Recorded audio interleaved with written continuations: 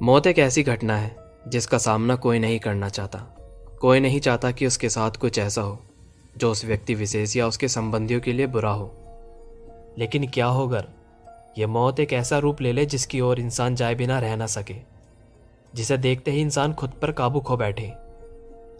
तो आज हम आपको एक ऐसे शख्स के बारे में बताने जा रहे हैं जिसके डर से मैक्सिको के उत्तरी भाग के बच्चे बच्चे की रूह कांप जाती थी।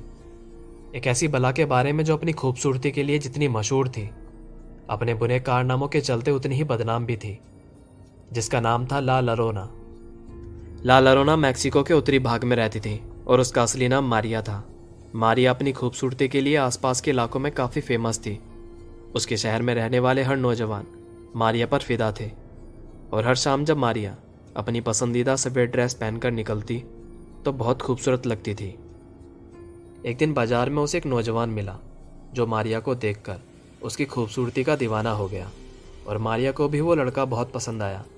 उस लड़के ने मारिया के सामने शादी का प्रस्ताव रखा और दोनों ने जल्द ही शादी करके खुशहाल जीवन बिताना शुरू कर दिया। मारिया हमेशा खुश रहती थी क्योंकि वो अपने निजी जीवन में बहुत खुश थी। उसका पति उसे बहुत खुश रखता था। और अब दिन गुजरते गए पर मारिया के 2 बेटे हुए, लेकिन मारिया का पति अब पहले की तरह उससे प्यार नहीं करता था। मारिया के व्यक्तिगत और भावनात्मक ज़रूरतों के पूरा न होने की वजह से मारिया अब पहले जितना खुश नहीं थी। एक दिन मारिया का पति किसी काम के सिलसिले से दूसरे शहर गया था और फिर कभी वापस नहीं लौटा।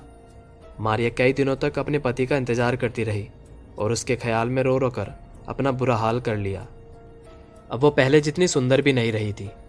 तो एक दिन नदी किनारे अपने दोनों बच्चों के साथ घूमते वक्त मारिया ने अपने पति को किसी और औरत के साथ घोड़ा गाड़ी में जाते हुए देखा। उसके पति ने अपने बच्चों की तरफ मुस्कुराकर देखा, लेकिन मारिया को पूरी तरह अनदेखा कर दिया, मानो वो मारिया को जानता ही ना हो। इस घटना के बाद मारिया बहुत नाराज और गुस्सा हुई और गुस्से में आकर मारिया ने एक फैसला किया कि वो अपने पति की आखिरी निशानी यानी उन दोनों बच्चों को ख़त्म कर देगी। ऐसा फैसला मारिया ने प्रतिशोध की भावना से लिया था क्योंकि उसका पति अपने दोनों बच्चों से बहुत प्यार करता था। तो इससे आगे की स्टोरी अब सुनेंगे हम इसके अगले पार्ट में।